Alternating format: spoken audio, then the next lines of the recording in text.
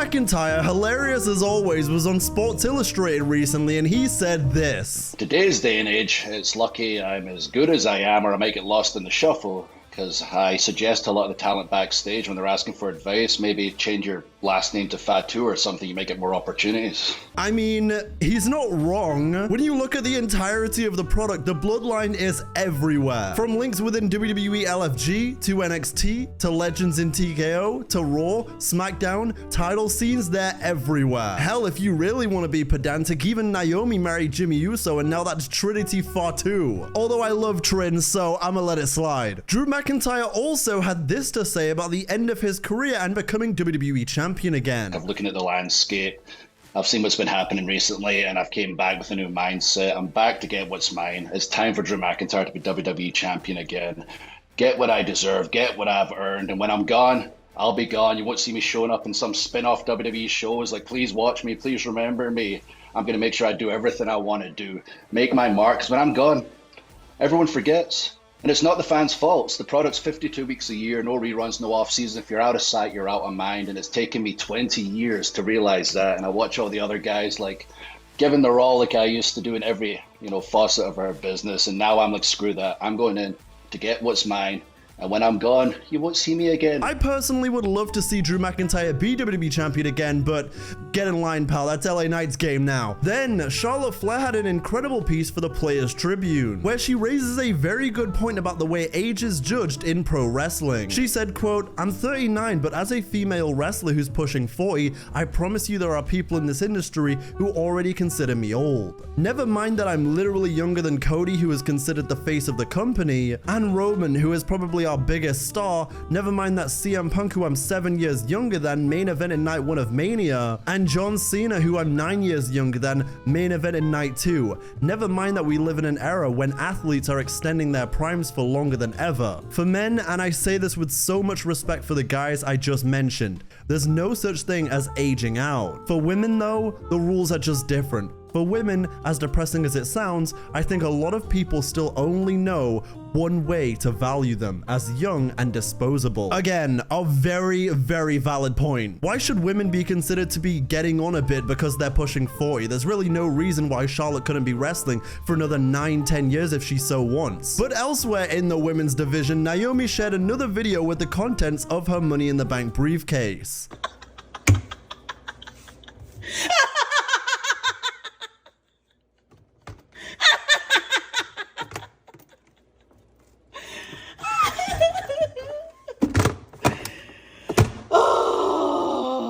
Boogie Woman debuting at Evolution? ? Also, Soraya aka Paige said this on Insight with Chris Van Vliet. Are you a free agent now? I'm a free agent now. I thought I saw something that like your contract's not up till September. No, I'm a free agent now. Okay. Yeah. You could pop up anywhere. I could pop up anywhere. At any point in time. Yeah. No, my contract's done. Yeah. Okay. Yeah. That's the one thing that helped is because like they gave me the opportunity to walk away from this contract. I mean, not a lot of companies or businesses would do that, but Tony was really, really great about it. So I was like, you can keep paying me or I can just take a hike, like. But is it like you can leave, but you can't go to WWE for a certain amount of time? No, Tony was great. Wow. Yeah, it was a clean split.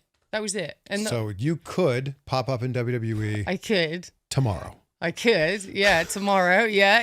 Everyone keeps saying that because I know Evolution's gonna pop up soon. Well, Paige has always been one of my favorite wrestlers of all time, and I don't know what I'm gonna do if I hear that goated theme again. Then, in other news, AEW All in Texas this weekend will mark AEW's highest attended show ever in North America, with 20,000 plus tickets distributed. The show is also nearing a $3 million gauge. I've been really enjoying AEW again for a minute now, and it's really great to see them succeeding. So AEW wins again. Speaking of AEW, Tony Khan was asked about WWE constantly counter-programming them. Now, does that tick you off? Or is it just something you expected? How do you deal with that?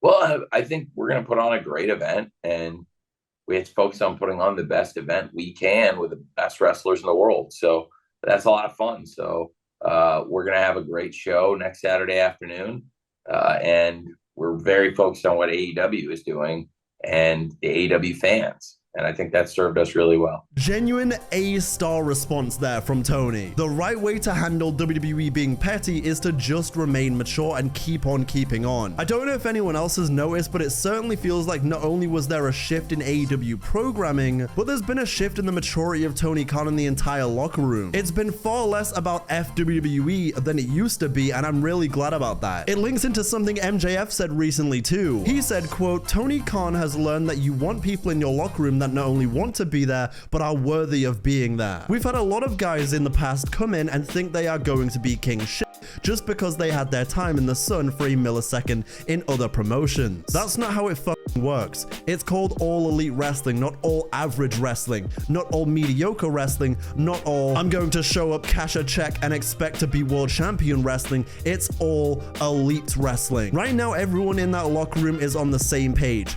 We aren't coming there to cash a check. We aren't coming to give 50%. We're all giving 110%. If you think you're going to come into my company and barely put in work, you're out of your goddamn mind. You don't belong here. We don't want you here, so stay where you are and be miserable over there because you don't belong swimming in the ocean of sharks that is AEW. Again, it's another great step for AEW to be taking. And good old JR also complimented MJF's comments recently too. Very outspoken, but he's a very intelligent young man.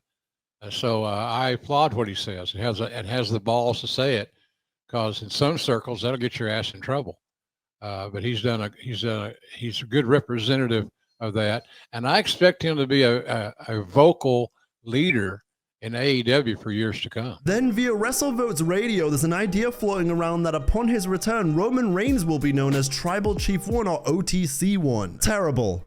Just terrible. Why would he be Tribal Chief 1? Isn't the whole point of him being the original that you're already number one? You're the first. What? Then in news, via Maestro Media, talks have picked up more on the AEW games front. However, what they won't do is announce anything too early this time. They know that it was a mistake last time, and when a new game/update comes, it will be closer to its planned release. I know I've certainly been vocal about Fight Forever in the past, but this is a great first thing to hear about the next game. I was incredibly optimistic about the road to the first one, and when it didn't work out, I tried to be as real as possible about the flop that it was. But I truly do believe that they just need to try again. God knows WWE games have been given many chances. Why can't we give AEW one more? WWE's first games sure as hell are nothing memorable. Maybe the next game AEW makes will be their Smackdown.